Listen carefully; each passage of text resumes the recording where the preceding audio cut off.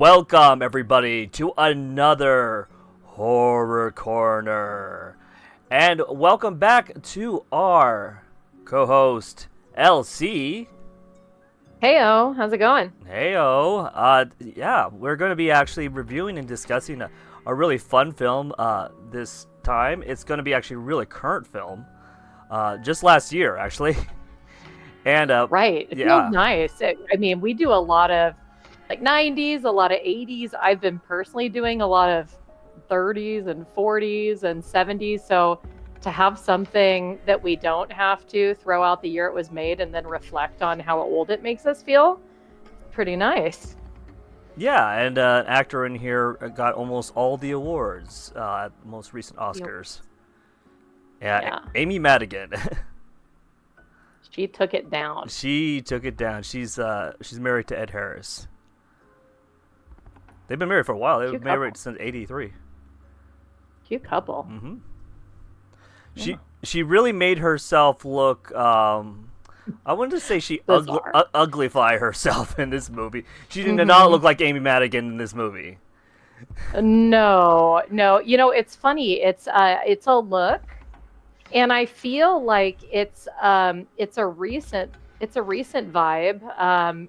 It gives long legs a little bit. Oh yeah. Um, yeah, it's definitely trending.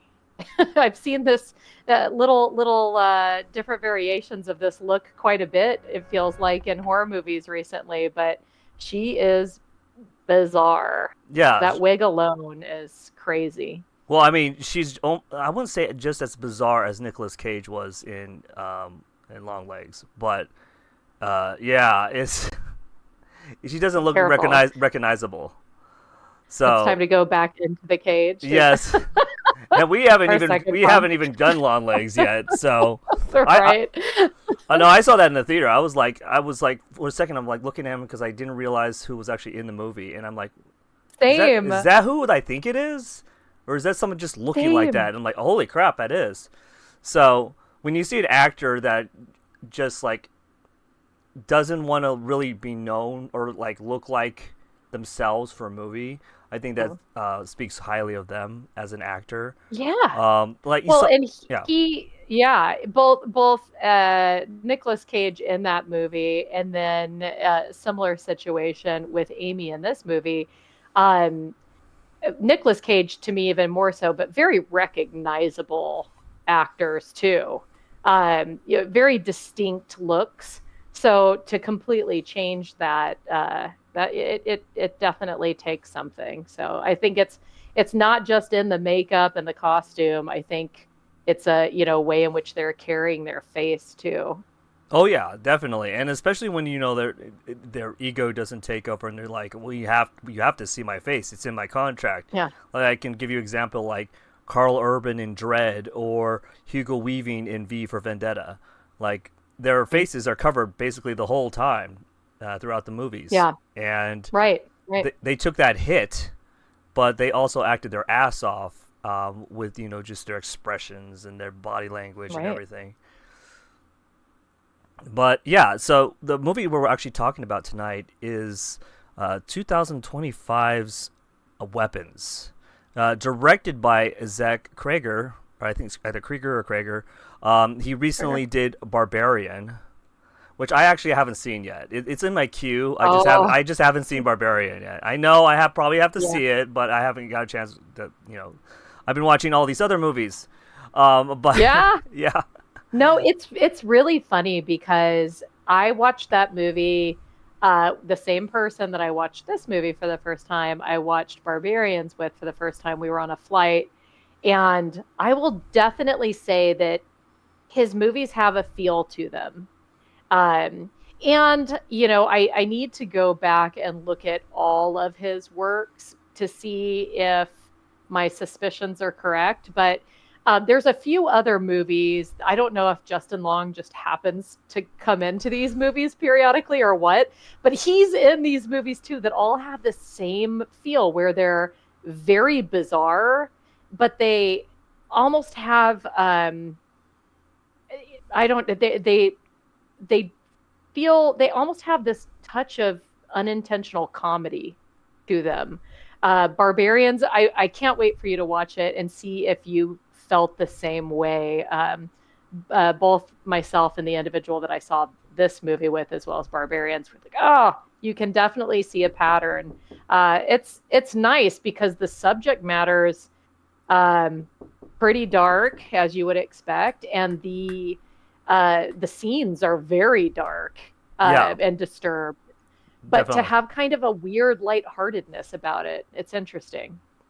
Oh yeah, and I'm looking forward to checking Barbarian out. A lot of directors do have a style that you can Mm-hmm. tell. Like Spielberg has his style, James Cameron has his style. You can Martin Scorsese has his style and how he films stuff. Even Paul W.S. Anderson has his style, and you can clearly tell, their films because of how they shoot and how they direct. So yeah, I'm looking forward to actually see Barbarian. That was a 2022 movie. I don't think it Oh, did. wait a minute.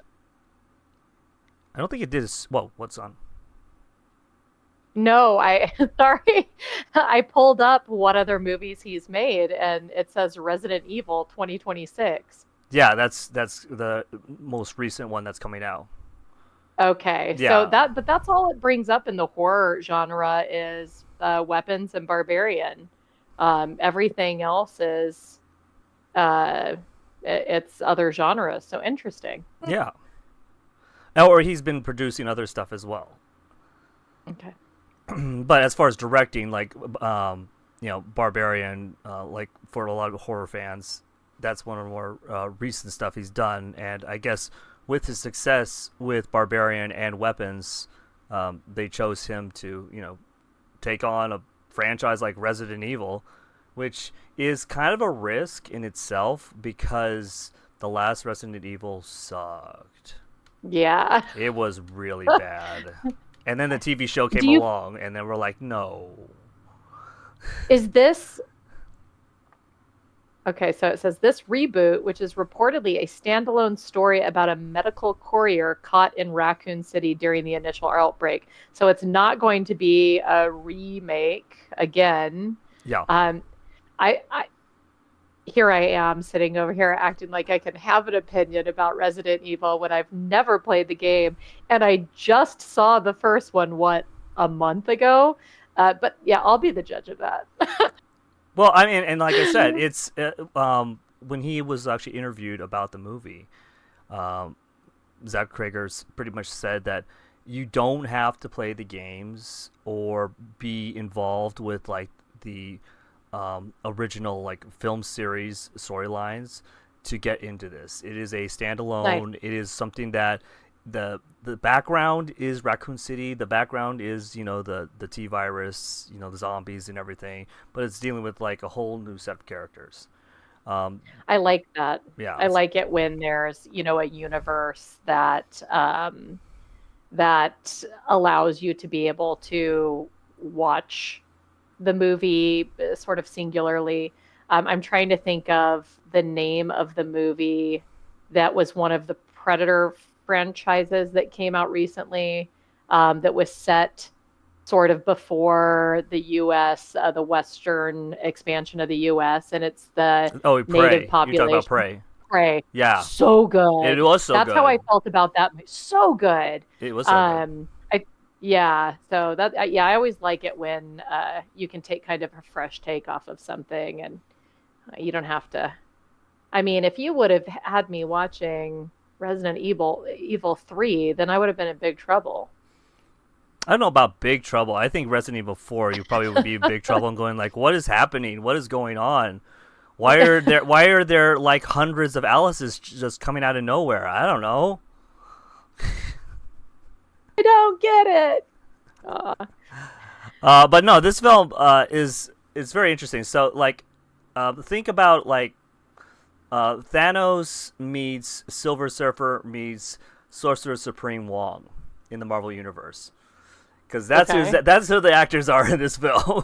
We have Josh Brolin, Julia Garner, we have Benedict Wong, Hmm. who was in Doctor Strange, but Hmm. yeah. So I guess the MCU is in this movie too. Yeah.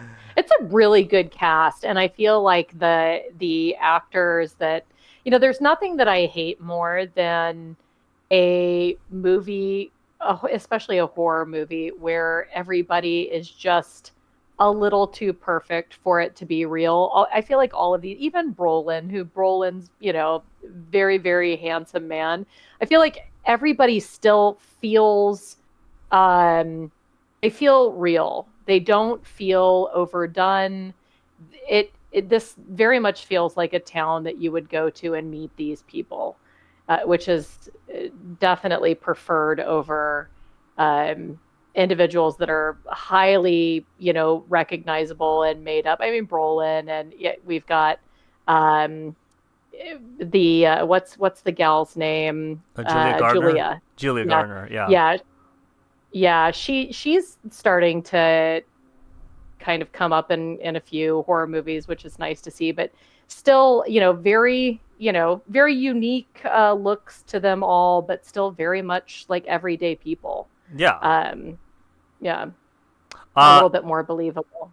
yeah, especially being believable. I think even though Julie Garner is more of the main character, protagonist in this film, I thought that Josh Brolin did such a good job at acting in here, It did. especially Yeah. be just demonstrating of being a really caring father, but also Hmm. very emotional when he finds out that that his son is gone, and maybe taking things a little too far at some points. But he's Yeah. trying to find answers, and As we would, right? as it was, Yeah. as I'm not a parent. I mean, you're a parent. I have Hmm. like maybe 60% of my friends are parents.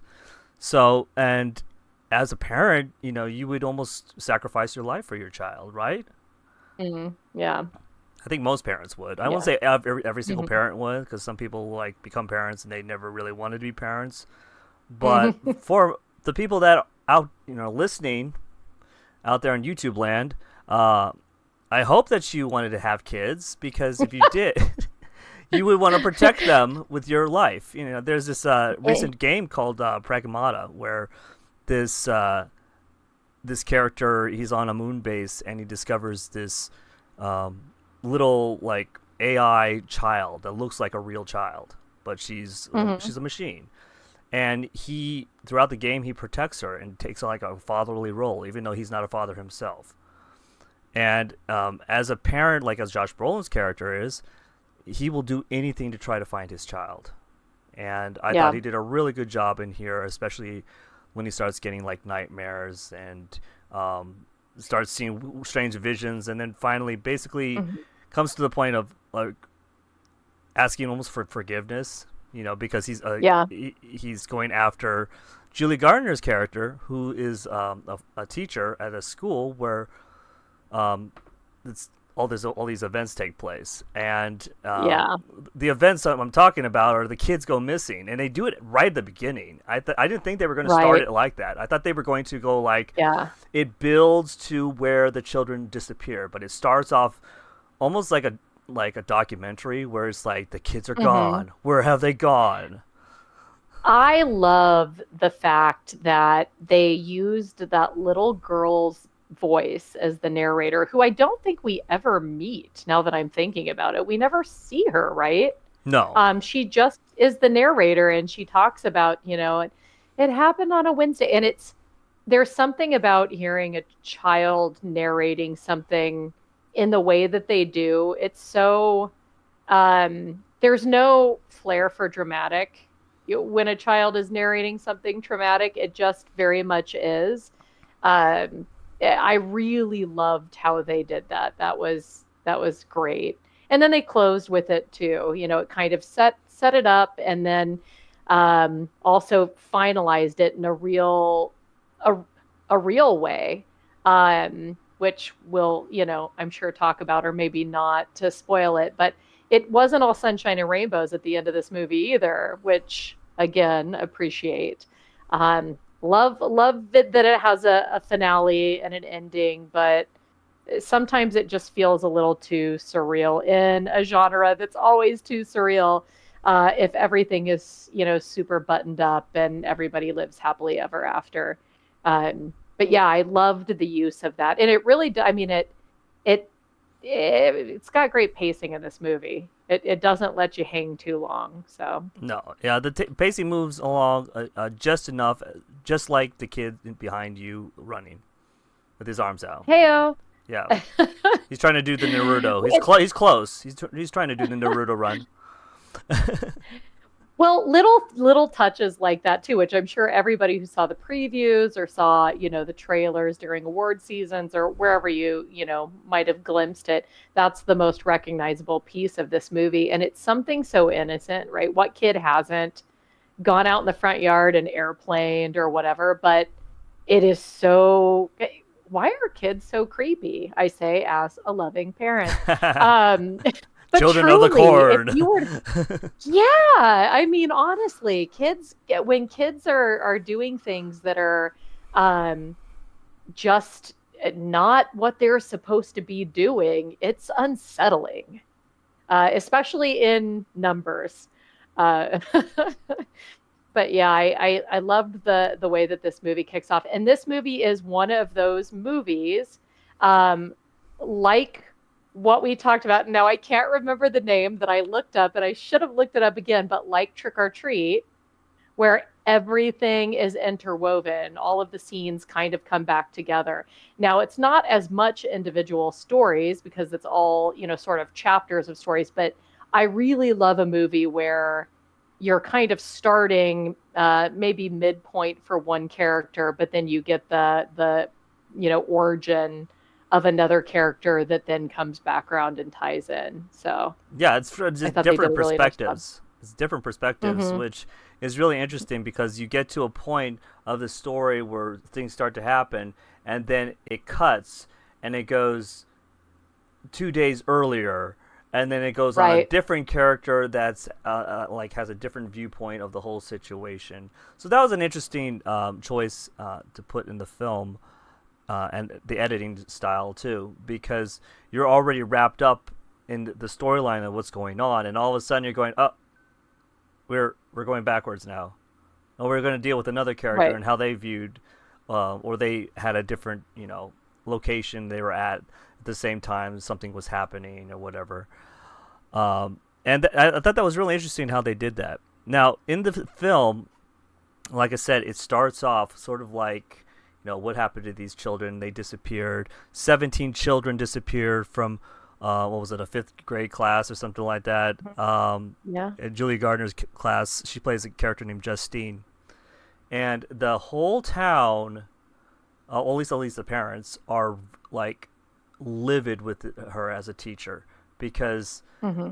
they want to know where the kids have gone, and Right. they're like, these kids in her class have disappeared except for one, Hmm. a kid Yeah. named Alex Little Alex. Lilly. Yeah, poor Alex. He's sitting in the back. He doesn't want to, So cute too. doesn't want to We ruffle all any met feathers. that kid. Yeah. We've all met that kid at some point in our lives. He's that kid that you just want to, hug. He's a little sweetheart. Um, yeah, and you start to learn, you've got these parents that are practically pitchfork and torches, right? They're up in arms. They're, angry with her. They're demanding to know what happened because she's really the only link to, between all of these kids. And as that starts to unfold, you start to learn a little bit more about her character, and it's something that it makes me so sad these days. Watching this, I digested it a little bit more. I don't know. I just took it in a lot more. But it's this narrative of the teacher who cares too much, the teacher who gets in trouble because they give the kid a ride home from school, Yeah. which is off limits because you can't be nice like that anymore because the world is such a terrible place. The Yeah. teacher who hugs a kid, you can't touch kids it's which just makes it doubly sad that she's the one that's encountering all of this hostility and anger from these parents because she's probably the one that cares. Oh yeah, and sometimes teachers aren't even allowed to do reports if they see bruises on a child. They can't really do much about it. They have to brush it by, and it's probably in the back of their head the whole time. Like, I see these grab marks on the kid's arm. I see bruises on the neck. I I can try to talk to the principal and see if I could do anything about it, but basically they're powerless these days. Yeah, that's one of the things with this movie. There's a lot of sort of, and I think with that, whatever you call it, that sort of linked storylines between different characters, there's a lot of very real horrors of the world in this movie beside the actual main plot line. Um, it's interesting. I don't know. As you know, I watched this once before and I really didn't take it in very well because I was extremely tired. And now I sound like the sleepiest person because I talked last time we recorded about how I fell asleep during a movie, but for good reason on the first watch on this one. I really took this movie in a lot differently from the first time I watched it. You've got drug abuse and homelessness and Mm-hmm. alcoholism and just a lot of pain in this movie besides the overarching plot line. So Yeah, wow. depression. It's Hmm. especially with one character who is basically the torchbearer trying to go after Justine, Archer Graff, played by Josh Brolin. He lost his kid. His kid's missing, and he wants serious answers. And we find out that he's stalking Justine, Yeah. following her to the liquor store, following her to her house, and even responsible for writing "witch" with really strong paint that's not coming off that car Yeah. anytime soon. You're gonna have to Yeah. sand that thing Yeah. off. It's funny when that moment first happens and she notices that her car's been vandalized. I looked at it and I was like, that's not the way spray paint would look. And it's not. Nope. It's absolutely not spray paint. Yeah, he's on a mission to figure out what happened, and he's doing a lot of riling up of parents in town. He's rallying the troops. Oh yeah, well, and he's going to different parents' houses that have missing children, and like, well, you have a ring cam. Can I see it? One person answers the door, says no. I did not even recognize who that was. That was Sarah Paxton. I'm like, what? When I looked up in the credits, I'm like, oh, that was Sarah Paxton. Wow, I did not recognize her at all. Yeah, there's a few actors in here who do a very good job of not, playing them. And I think Josh Brolin's actually one of them. He's very recognizable. And of course, I knew it was him. But I feel like Josh Brolin a lot of times plays Josh Brolin, Yeah, and he wasn't in this movie. He's very much playing, concerned father. And, but yeah, I love that scene when he goes and asks and she says no. So he just waits for her husband to come home and exactly. cut to him watching the footage. And you feel bad for Justine too because she's stuck in this like situation where she's also Hmm. looking for answers. She wants to talk to Alex, the only kid that has not disappeared, um, and basically everyone's telling her don't go talk to him. Principal, her boss, played by Benedict Wong, basically is telling He him, does such a great job in this yeah, movie. is telling her you can't do that because that's overstepping your boundaries. Just like when you gave that kid a ride or you gave a Hmm. hug to somebody. It basically puts her on administrative leave. I think Yeah. administrative leave with pay. Um, Hmm. Not for really anything she did, but more for like because people don't want her to teach right now at that school, Yeah. and her mental health is spiraling. She's gone back into the Hmm. bottle. Apparently, it's gotten worse.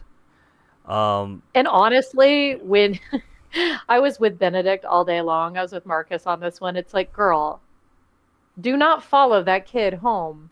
Girl, do not look in his window.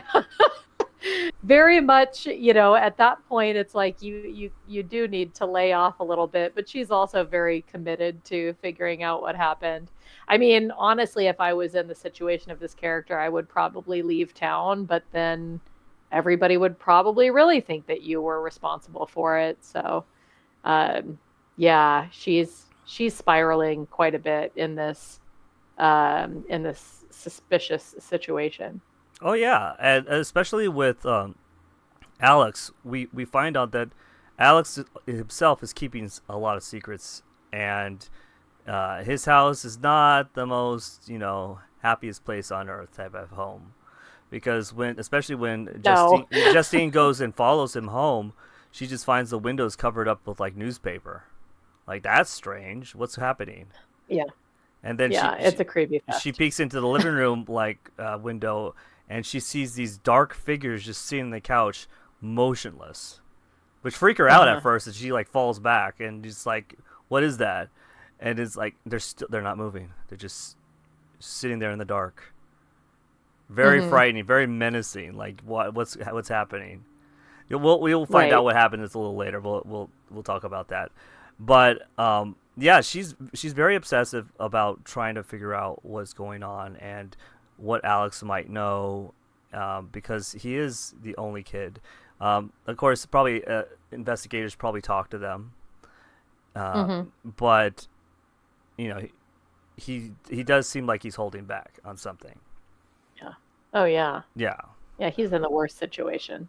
Yeah, I mean, it's the rest of the parents and the whole like we don't get to meet every single parent. We see some of the parents. Apparently, Mhm. the little girl who's narrating, well, we never get to see her again. Her name is Scarlett, and like her parents are in the crowd somewhere at the beginning of the film, at the I guess the parent teacher meeting about the Mhm. incident, Yeah. and but we never get to see the little girl again. So it's like, okay, well, I wonder why they just chose one of the random girls that Mhm. disappears and we never see her again. But Yeah. well, we probably do, but she's just amongst the 17 kids that disappeared. Mhm. Um, this film is actually categorized as a supernatural horror, and there's a reason for that. Okay. Yes, because Mhm. there is some supernatural things happening in this film. Um, witchcraft, I tell you, Little witchcraft.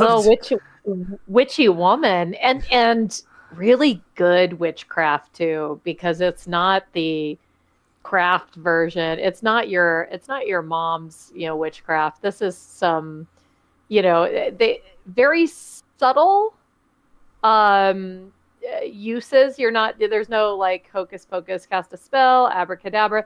It's these little things that are being done that are definitely doing just that, right? It's casting spells, it's doing this stuff, but it's not like anything. I mean, bits and pieces, but not your run of the mill uh black cats and magic wands and stuff, kind of, Yeah, but kind of. not really. There it is Very blood. It's strange. blood magic. Hmm. And blood magic in some senses like it's supposed to be somewhat of forbidden like practice. Hmm. But You can't imagine why. yes, because but in this sense, it has to do with like tree branches, blood, and hair. Hmm. Yeah. Yeah, Yeah. People are getting their hair cut off almost like without turns them into consent. puppets Yeah. Or weapons. or weapons. Exactly. Weapons. Now this. Yeah, I like. Go ahead. Oh no, go on. I was just gonna say I like the sort of I don't know, very very creepy but very interesting witchcraft that's going on in this movie. And the what you because of the way that they do the narrative and this linked storyline, you're in one scene you're getting a piece of our who winds up being our main witch here, doing this magic, and it's like, what is that? What is she holding? What's going on there? And then flashback to when she was arriving to the house, and you see all of her stuff coming into the house, and there's this strange black tree. Like all the way that they weave the different elements in, it's kind of interesting. It allows you as the viewer to really start putting things together and trying to understand it better. But it's different. It's not, like I said, it's not what you would typically be expecting in a witchcraft type, but more like a voodoo almost. So it really, really interesting and creepy and cool. Yeah, definitely. And the way they do the spells in here, like the hypnotizing and basically like full body control is pretty cool. And also the way they do the makeup. I really like what they do with the makeup, especially just a spoiler. Benedict Wong's character Marcus gets a spell cast upon him, and it looks like a really scary zombie with his eyes open. Like his eyes look like they're like a bulge out of his head. Not to mention that he's wearing the blood of his partner after some serious headbutting. So that was a brutal scene. That was a there, brutal scene. yeah, yeah. There was a few brutal scenes in here too, like dinner. There's with again because it's a newer movie without too many spoils. There's some just terrific effects in this movie if you're looking for something that's a little bit tough to watch. But yeah, I loved his character in this movie. Honestly, he plays such an everyman, and again with the linked storyline, when you're actually he's such the principal. He's so on point doing his job, still understanding where Justine is coming from. But then you get his backstory, at his house where, they're wearing matching Mickey Mouse shirts and sitting down to, watch some weird nature program. This movie really allows you to fall in love with some of these characters before you're super disappointed, which is nice. Thanks. Yeah. Thanks, Zach. Yeah. We're also introduced to Paul, which we get a storyline with him. He's was it a sheriff deputy, I think? And Recovering alcoholic. He had a relationship with Justine before he got married. To the sheriff's daughter, I believe. Yeah, and then then he's like, "Oh, I'm not with my wife right now." I would really check into that before I would do anything. Ladies. Yeah. Not with. It could just mean out of town. Well, no, even ladies and men. There's been on both sides. It's like, "Oh, I'm not with my partner right now." Are you not? I swore I saw you the other day. The other day I saw you together. Well, yes, but now I'm not. Just tonight. Like, right now. Right now. In this bar, I'm not with my partner. Justine makes a little mistake and goes home and with him and does the down and dirty. Doesn't feel bad about it because apparently he's not with his wife right now until his wife finds out. Right. Yeah. I mean, nothing scary about her, but she's a scary lady in that moment. That's the woman scorned right there. Opening a bottle of alcohol and just dumping it on you. Yeah, Donna's coming for you. Yes. And especially right now with Justine's reputation, anything she says is no one's going to believe her. Yeah, great. So even if she's also being called out as a home wrecker in public. So. Yeah, even if she said that Paul told me that you guys are split up, she's just like, I don't believe you. Yeah, I really didn't like Paul. I got to be honest. Yeah, I was hoping I was hoping that Paul would have some type of redeeming quality about him, but we never got to that point because he decided to go on the path of trying to go in the house of Alex's house, Yeah. and that's the last time we ever see him. Until a little Hmm. later. Hi. Until a little Hmm. later. Yeah. And lest we forget James, too. James has his own storyline. We meet him first when Justine's going to the liquor store at the beginning after our awful school conference. And we know him too. As much as we've met Alex and we love Alex, we've also met James before. And we don't love James, but actually, I don't know about you. James to me was a more likable character than Paul. So James is our local hoodlum, who's houseless, living in a tent, kind of in the woods, and His drug yeah, problems. he's just drug problems, maybe a little burglary problems. He's got problems. But something about seeing a grown ass man trying to hawk a hot pink uh, tablet with cat ear headphones it just made me laugh. His character is, I don't know, he's very Jay and Silent Bob in his acting, which makes me for some reason like him a little bit more. Um, but yeah, he really he gets pulled into something he was never expecting in this movie. Well, he went to the wrong house. Everybody went to the wrong house. Yes, everybody went to the wrong. Paul's following James. James breaks into a house. You know, the domino effect. Boom, boom, boom, boom, boom.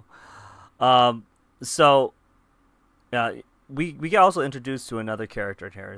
She's a very old lady with a very strange red wig and Yeah. lipstick where lipstick shouldn't be on the lips because it's not. I don't think it's basically just on the mouth. Yeah. Yeah. It's like she missed Aunt her mouth Gladys. completely. Aunt Hmm. Gladys, she's You creepy. know, I don't want to call people out, but there's this age group when women get to a certain age and they stay committed to the makeup bit when they have lost their vision. And they refuse to just, either give it up or get, a super high focused makeup mirror or something to help with the guiding lines. That's who Gladys is playing. That makeup is atrocious for real. That's Yes. the look like a princess, not a clown was, what I always told my daughter. And she's definitely pulling the clown look in this for sure. But her character is great. I mean, that's why she walked away with all the awards this season. Yeah, she plays the antagonist of the film. She is, Hmm. with all intents and purposes, she is the witch in this film. Hmm. She is the Hmm. one that is, uh, responsible for all these kids, disappearing, and no one questioned her really about the whole situation, even though that she is the aunt of Alex, and Alex has not disappeared like the rest of the children, and apparently it was such a it starts off at the beginning with basically saying that the local government and the police have kind of covered all this up because they're too embarrassed, Yeah. that they did not see the signs originally and they missed a Hmm. lot of things and it led to a lot of people's deaths. Yeah, basically, our homeboy James was the one that solved the mystery. When you think about it, he's the one that called in the tip, right? Yeah, I mean he was like, he breaks into, Alex's house and sees a bunch of weird stuff and gets out of there in time, and basically it's Gets out like, of there after seeing the mission through. yes, Another reason I loved him, he also, like Justine, stumbles upon Alex's parents very much in a trance and kind of it gets freaked out, but then sees that they're not moving, so he continues to rob the house. that was hilarious. It's like, really, I would find it strange that two people would be either they're dead or they're going to Hmm. kill me. Yeah, yeah, for sure. But yeah, so we get all these like storylines like intertwined, and early on in the film, uh, Archer and Justine are getting visions of Gladys. They don't know who it Hmm. is. They just know it's some creepy lady with some like smeared on makeup and a really bad wig. A lot of Hmm. these scenes are like almost like jump scare scenes. So Yeah. they happen like flashes in Hmm. creepy ways too, like something on the The ceiling, one, something in the bed. You know, it's like right. The one interesting, the interesting dream vision was Archer's, which is Josh Brolin's. Um, when he sees the machine gun, the AK, right? Not a blunderbuss, but the weapon with the time on it, which at that point in the movie, I mean, I feel like when you go all the way through the movie, you now understand the name of the movie. But that it's a really interesting visual, and to me, I mean, other than just, in your face foreshadowing, I never really understood that, and I feel like as a viewer I could hate that moment, but it's so bizarre and weird that I just kind of choose to accept it. What did you think about that moment? I think it was more of a representation of like a tool being used cause harm. Um, Right. you know, you can hurt somebody, you know, with your hands, but it's more effective if like you have like a knife or a gun Right. or some other type of weapon. That's an Hmm. extension of yourself, and either by protecting yourself or somebody else, or using it as an offense to try to hurt someone else. So I think it was more of a representation of his brain trying to get things like to make sense, and he just didn't understand what was going on. Plus, I think that somehow Gladys was projecting, and somehow they were getting Yeah. these visions themselves. Because I don't think they ever met Gladys before. So to have Hmm. her face all of a sudden, like them having similar dreams, similar visions, Right. um, there had to have been something That blood super. magic in the air. Yeah, the blood magic. They're Hmm. connected somehow. So Hmm. I did like when they started to team up, because there is a scene where, like I said earlier, where we get Marcus is like he's possessed basically, and Yeah. he's now going after Justine, and it's out of nowhere because Justine is just pumping her gas in the gas station, Right. and Archer sees her and walks up to her to talk to her. Justine wants nothing to do with him because he's the one that's kind of like being that agitator for the rest of the parents. And out of nowhere, Marcus comes running with his arms straight out.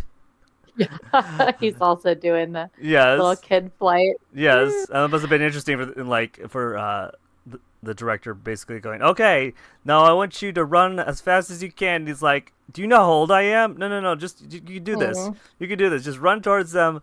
Keep running. Okay, you have a good distance. Keep running. There's the gas Right. station. Okay, you can stop when you get there. But basically runs at her and attacks her, knocks over Josh Brolin's character, and chases her under her car. Uh, uh, we have Josh Brolin, Archer basically grabbing Marcus, and he head butts him in the back, of his head, and knocks him down. Anyway, so throughout this whole thing, Archer is now very interested in what the hell is going on, and realizing Right. that maybe Justine isn't involved in this, and maybe there's something more sinister going on. Because no matter what, like Marcus is like just keeps coming after her, even after Yeah. after Justine gets in her car and drives away. Um, he won't stop. Yep. Very zombie like. Yeah. Very zombie Very like. Yeah. takes a licking and keeps on ticking. That's the that's the reference there. Yeah. Yeah, and he meets such a demise.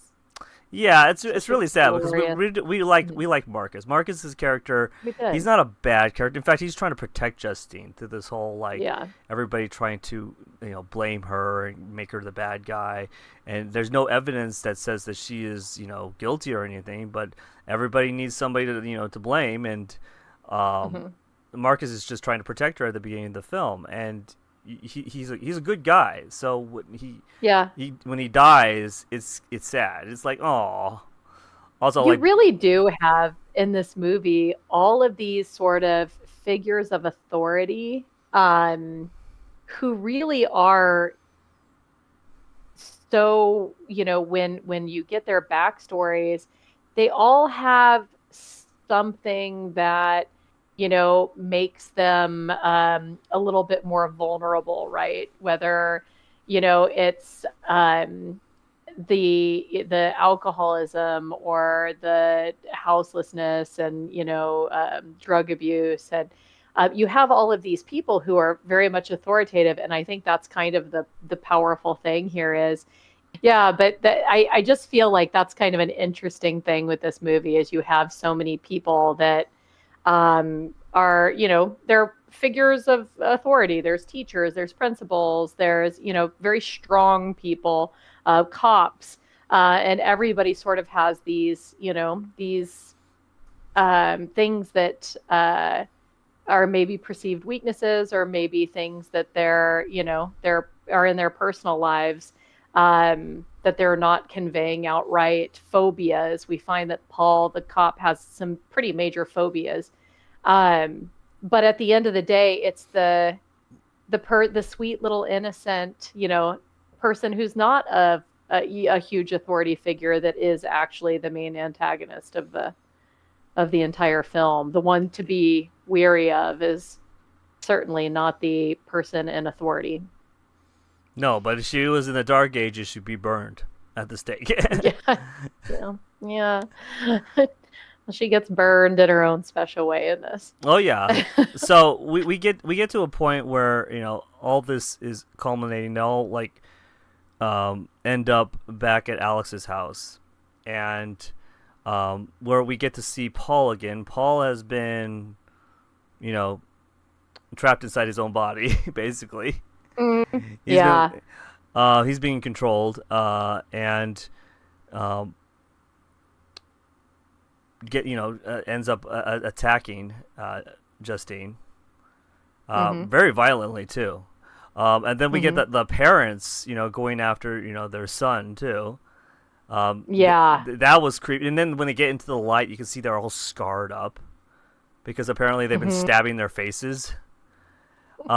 It's like brutal. Like it's like, and then because they don't have any control of their bodies, they're doing whatever they can to get to the thing that they're targeting. They'll smash through Hmm. anything, glass, wood, anything they can do to get to their target.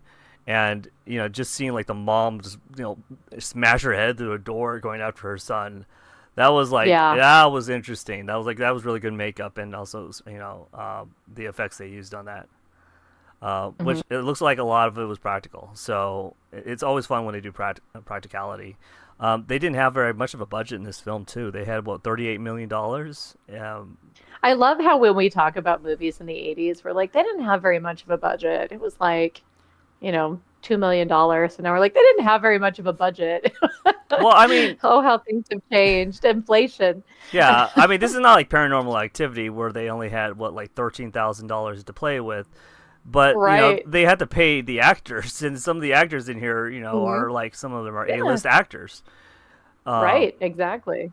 and it wasn't a large area to play with. They had basically just an urban neighborhood and a school Hmm. and maybe a gas Yeah. station, A and house. a house. Yeah, that's all the really main sets we have.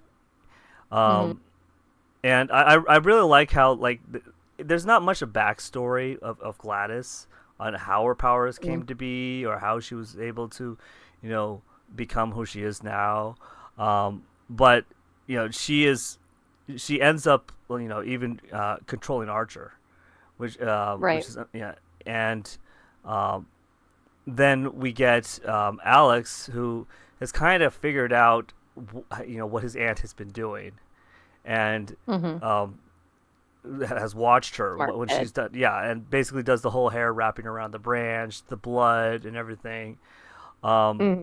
and then we get a cool scene where the kids, they're all in the basement. They're all just standing there like statues.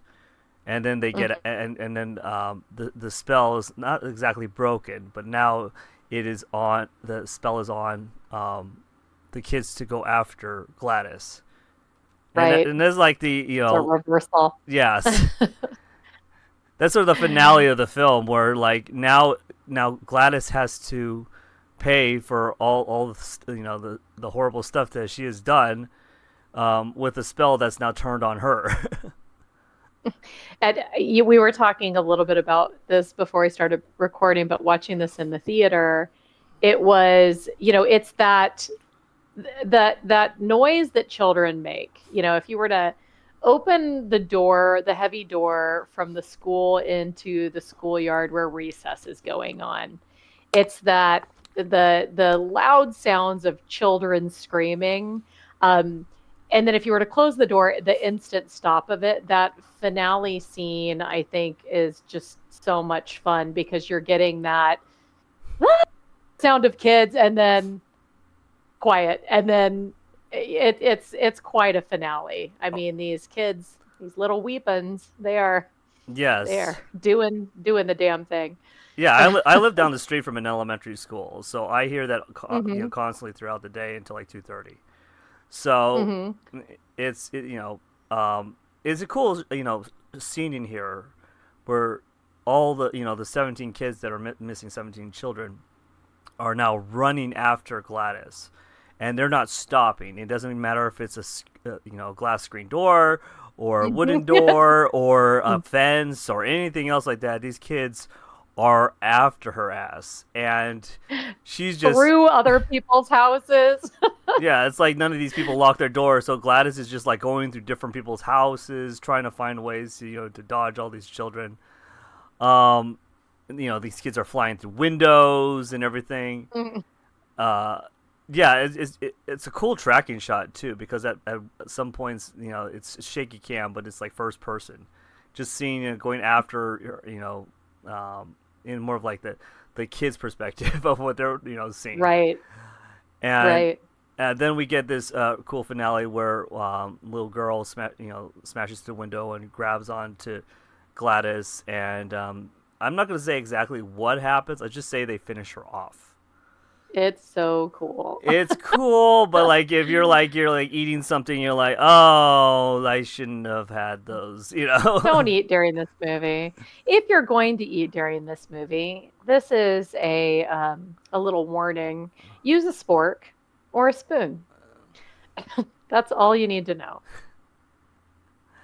But no, but Yeah. I really liked how they ended it with sort of the kids are kind of like brought out of the spell after Gladys dies, but Hmm. it is explained that most of them still wouldn't talk for a very, very long time. Yeah. Archer's brought out; he's okay. Alice's Hmm. parents are catatonic, basically. Comatose. Yeah, Yeah. yeah, and put in institutionalized, which is really sad because they didn't deserve Yeah. that. Yeah, yeah, I feel bad for Alex is such and it again, now I'm like unraveling this new theory of mine, but that whole notion of the most innocent are off, are the ones behind everything. You know, Alex did everything for all the right reasons, but I'm sure, he himself, that character is going to carry some guilt through this, through his process post storyline. He was another very innocent, but he played a pretty big role in all of this happening as well. Oh yeah, he did. He basically, in Hmm. the end, rescued all the kids, from the Hmm. tormentor, and before Hmm. she was like threatening him. She was threatening that Hmm. that she would make the parents hurt themselves even more. Um, Yeah. yeah. Well, and he was the reason that all the kids were there. So yeah, his character is really good. I was thinking again about the visual of the gun. And I recall when this movie this movie was brought to my attention by my daughter, who she loves good movies. That's actually who I saw Barbarian with. And I hadn't seen the trailer for it, but now I'm almost suspicious about, and in all the best ways. So if this was the intention, kudos, kudos, kudos, because much like, which movie were we talking about? Oh, Sinners, another big award winner.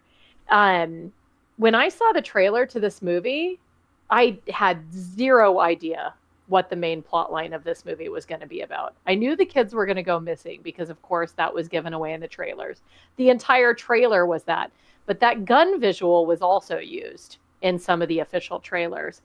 And with a name called Weapons, and I'm like, yeah, this is some sci-fi thing. The government's taking kids and they're using them as weapons, and That's what that I way. thought So too. That's what I thought too. yeah.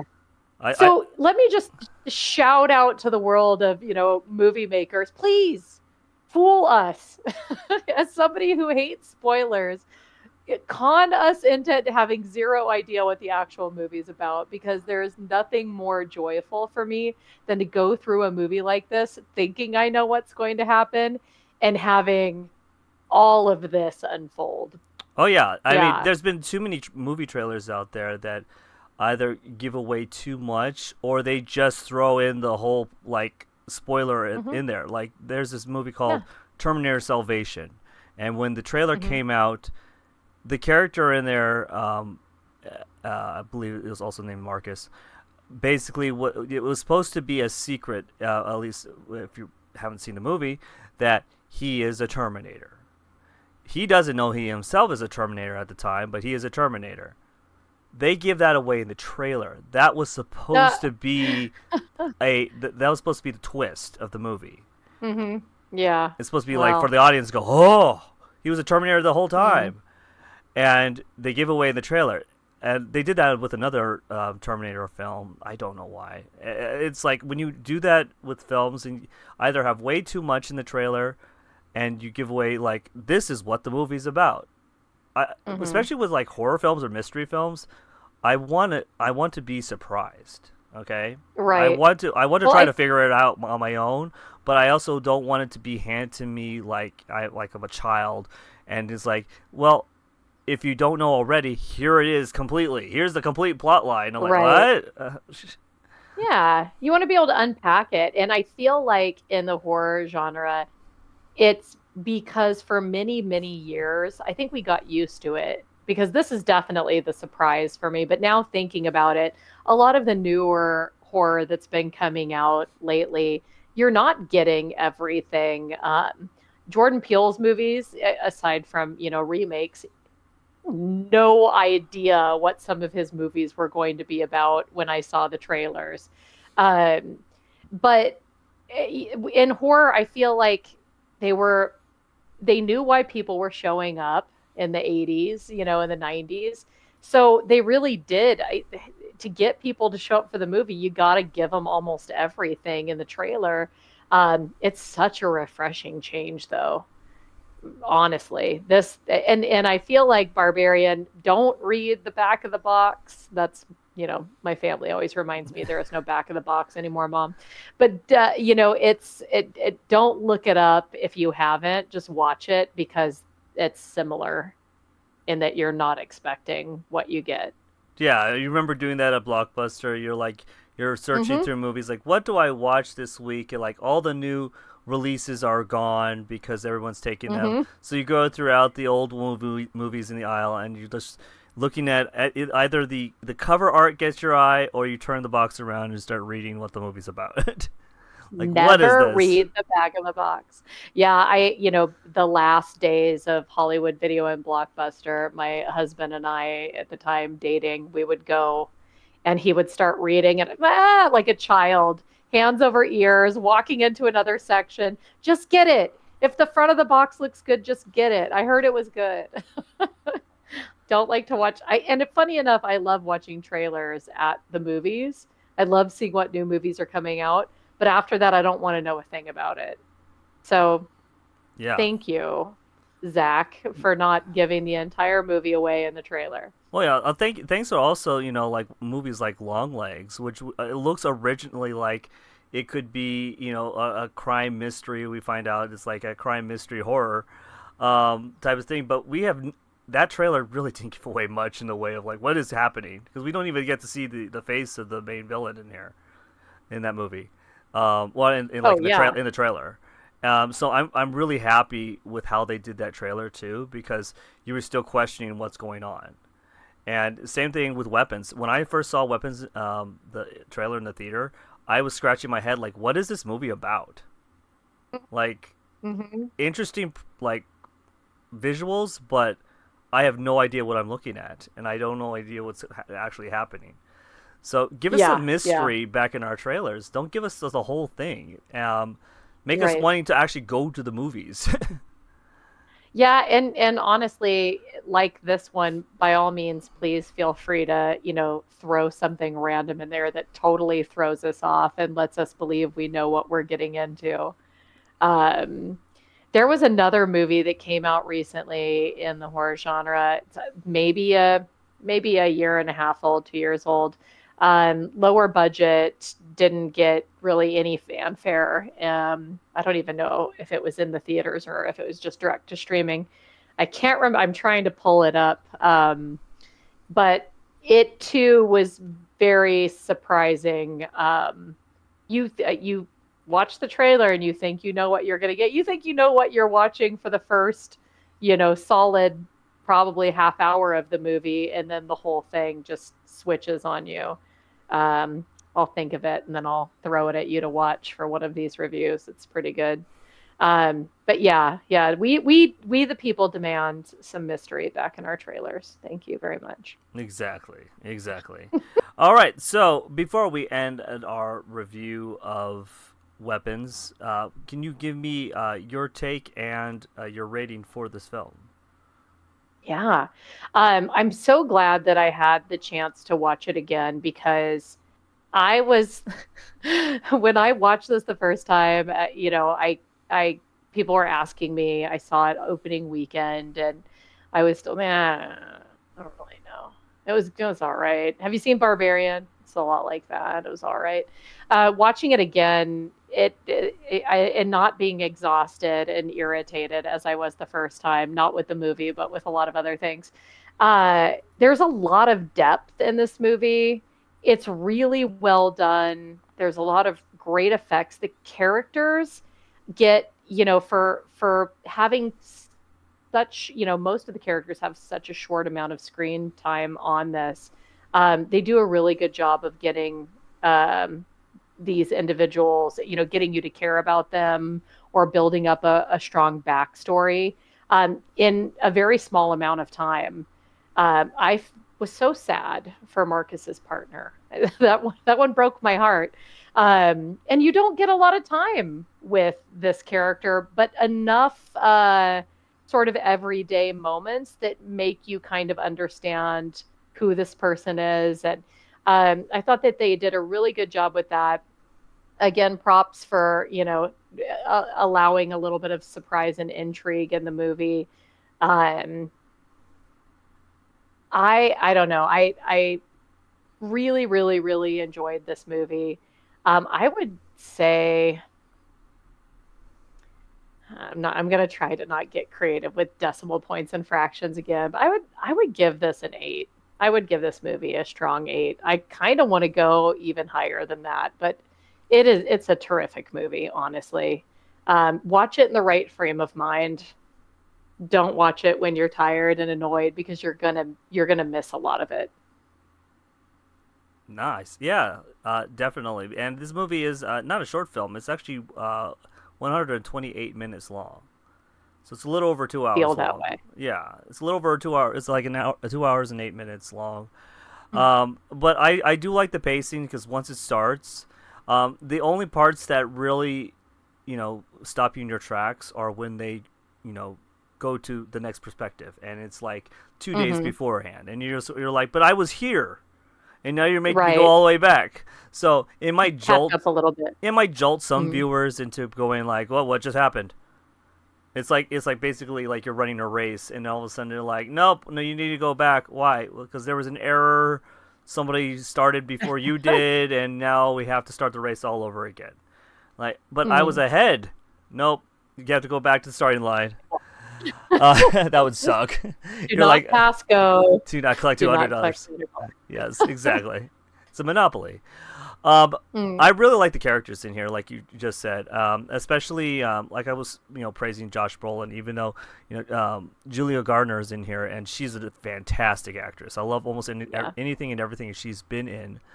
And let's see, what was the last thing I remember seeing her in? She was. In Wolfman or Wolf. Well, the latest werewolf movie. Well, she was in Fantastic Four as Shala Ball as a Silver Surfer, and before that, what was that one movie? She was in The Invisible Man too. Yeah. Or wait, no, she wasn't. Just kidding. Was she? Was she? Okay. No, she wasn't. Oh no, she was okay. It wasn't a movie. It was a miniseries. It's called Inventing Anna. She played Anna Delvey. Okay. She played basically a con artist, pretend to be like a rich person. I didn't watch that. Yeah, everybody was talking about it. Her accent was really good. Like she would like try to copy the way the actual Anna Delvey talked, and she did a pretty good job. But then when I saw that she was cast for Silver Surfer in the new Fantastic Four, I'm like, oh, cool. Like I've seen her in a bunch of other stuff, like Ozark. I remember when she was in Ozark. That was a good. I think you could watch that on Netflix. And then you have like Benedict Wong, which we talked about. He plays the principal Marcus. I really liked his character. I was really sad about his character when he died, and when he got turned, and then he died. When I saw this, like I said, when I saw this trailer, I thought they were zombies. I'm like, what is happening? Yeah. Like, and how is this? Is there an infection? And then, is this a military experiment? Is that why they call it weapons? That was my first idea of what was happening. No, I had no idea how to do anything with witches. There was no promotional stuff that said this is a movie about witchcraft. I'm like, oh. And when I watched the movie, I'm like, huh? Witches? I would have never gotten that out of the trailer because it didn't show it in the trailer. Right.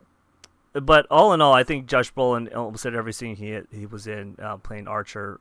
He stole the scene, especially when you see him sleeping in his son's bed. Like he's gotten so depressed, he can't even sleep in his own bed, so he sleeps in his son's bed.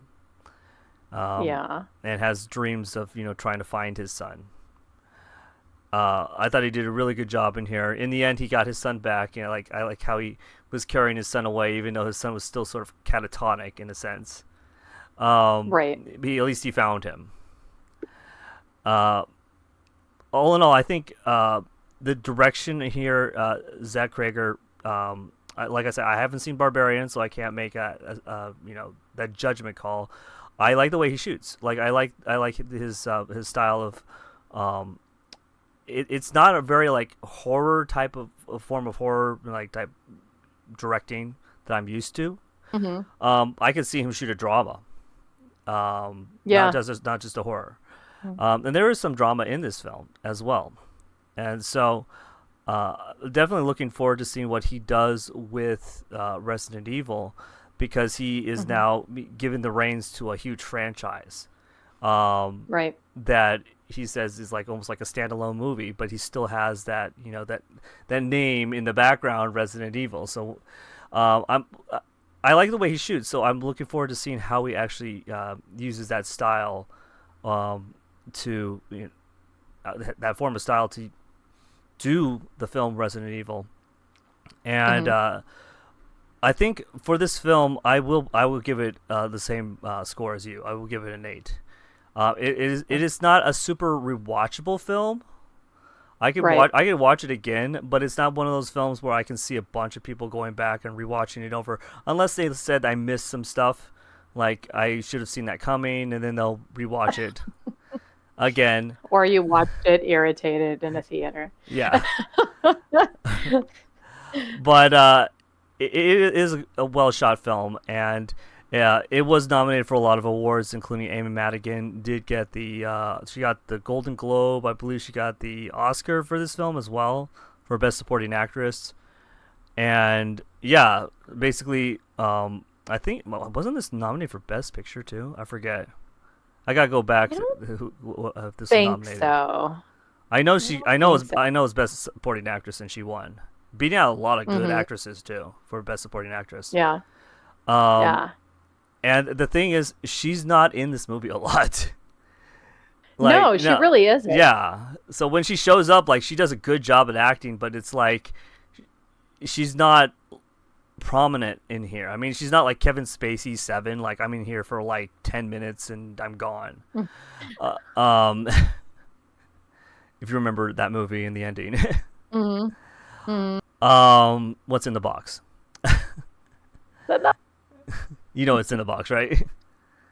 Gwyneth Paltrow's head's in the box, Yes, and exactly, Evan. exactly. That's one of my favorite things to say at, my birthday's coming up, and I'm sure I'll get something, and but what's in the box? People are like, really? Come on. I have something to read. Okay.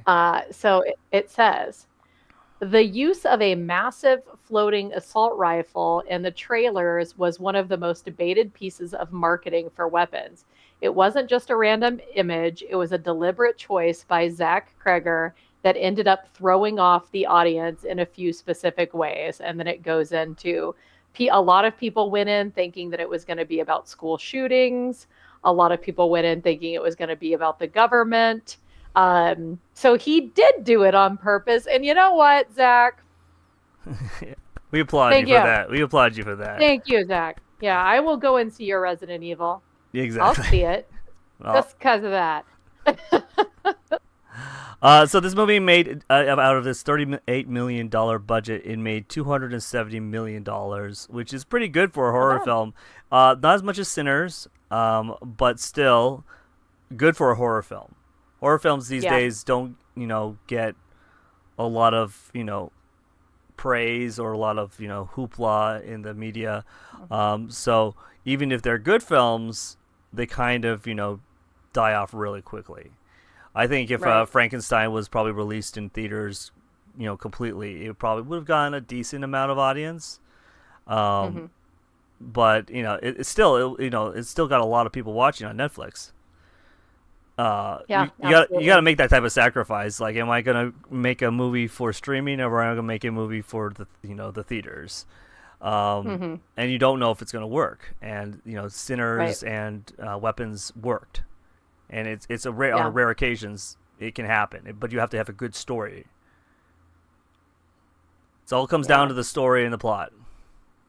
Yeah. And, I do feel too that I mean, aside from the nominations, I don't feel like this movie, after people saw it, I don't feel like it had the general audience buzz. Like, you didn't have people like, "Whoa, I just saw this movie, you have to go see it."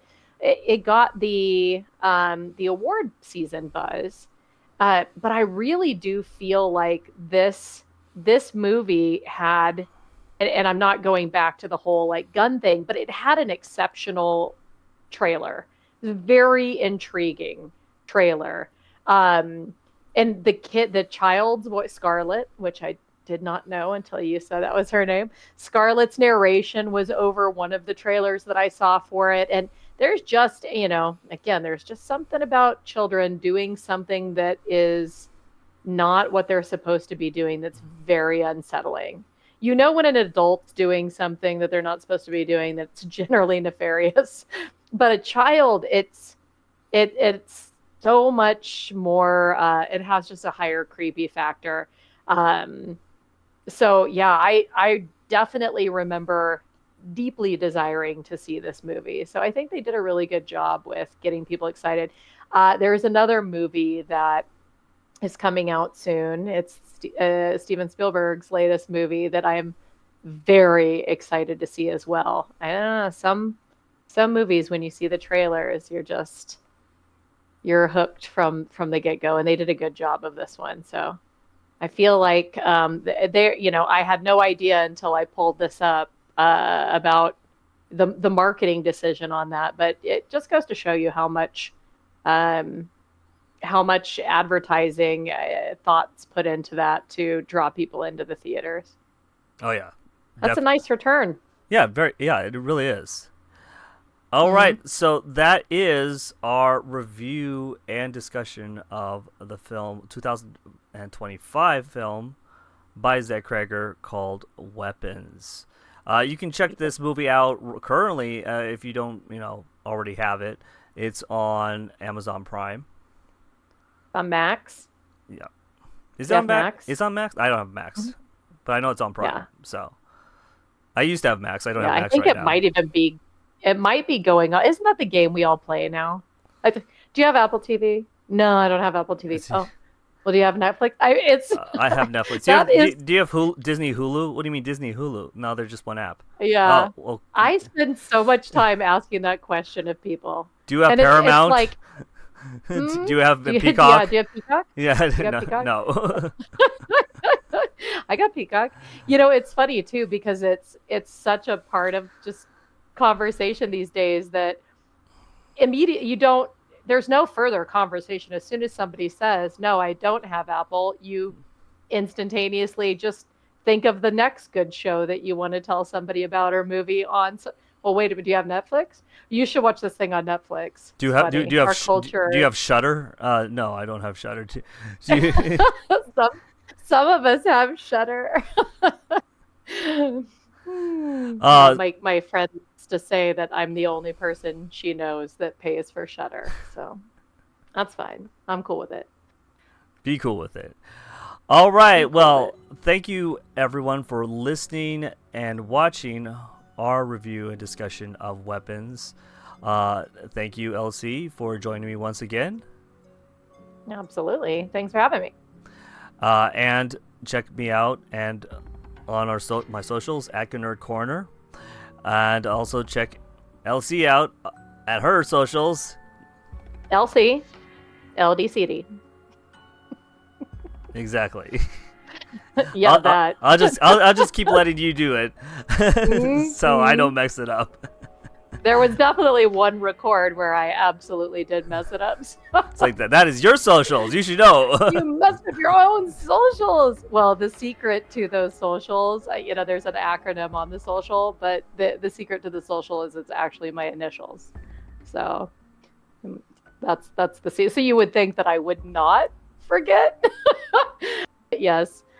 L, D, C, D are actually my initials. So yeah. There you go. Fun fact. Fun fact. All right. Well, thank you everybody for watching. And remember to enjoy your chimichanga.